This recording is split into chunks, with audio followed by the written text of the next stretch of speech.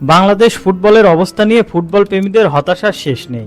একের পর এক টুর্নামেন্টে বাজে পারফরম্যান্স, কোচিং স্টাফের অদক্ষতা এবং সবচেয়ে বড় সমস্যা দলের যোগ্যতার চেয়ে যোগসাজশ বেশি, যা দীর্ঘদিন ধরে আমাদের ফুটবলকে পিছিয়ে দিচ্ছে।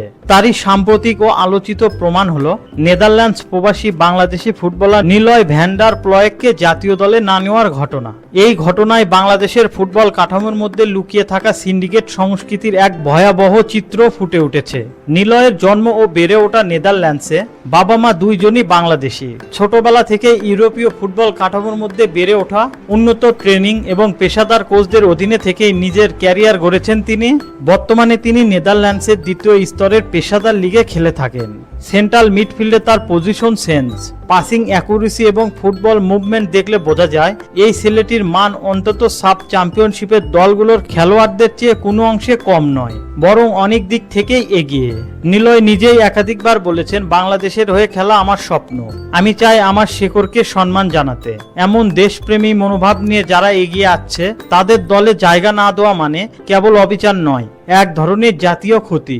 বাংলাদেশ ফুটবল ফেডারেশনের অনেক সিদ্ধান্ত এখন আর ফুটবলীয় দক্ষতার উপর ভিত্তি করে নেওয়া হয় না, বরং খেলোয়াড় নির্বাচন, কোচিং স্টাফ চয়ন, এমনকি ম্যাচ স্কোয়াড পর্যন্ত সব জায়গায় এক ধরনের অদৃশ্য প্রভাব কাজ করে। এই সিন্ডিকেট মূলত কিছু কর্মকর্তা, কোচ, ক্লাব মালিক এবং এজেন্টের সমন্বয়ে গঠিত। তারা সিদ্ধান্ত নেয় কে দলে থাকবে, কে বাদ পড়বে। নিলয়ের ক্ষেত্রে প্রথমে বলা হলো পাসপোর্ট সমস্যা, তারপর ফিটনেস, তারপর যোগাযোগ সমস্যার কথা বলেও এড়িয়ে যাওয়া হলো। অথচ বাস্তবে এই সব ছিল শুধুই ধোঁয়া। আসল কারণ হলো নিলয়ের মতো একজন আউটসাইডার দলের নিয়ন্ত্রিত গণ্ডিতে আসুক, তা তারা চায় না, কারণ এতে সিন্ডিকেটের ক্ষমতা চ্যালেঞ্জের মুখে পড়ে।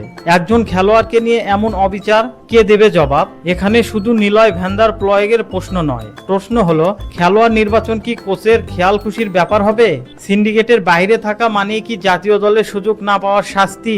কোনো প্রবাসী তরুণ যদি নিজে থেকে দেশের জন্য খেলতে চায়, তাকে কেন বারবার অপমানিত হতে হবে?